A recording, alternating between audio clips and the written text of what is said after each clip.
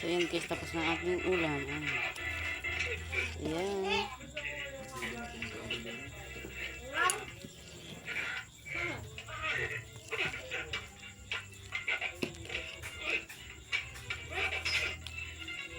Yung butong, hindi tinatama, no?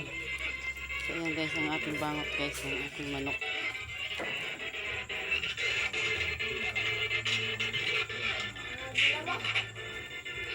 Ano sabi yan? Pero napanood ko na pa rin po ito, hayip na yan, ha? Walong was na. Idol. Alam, kasi takikawala eh.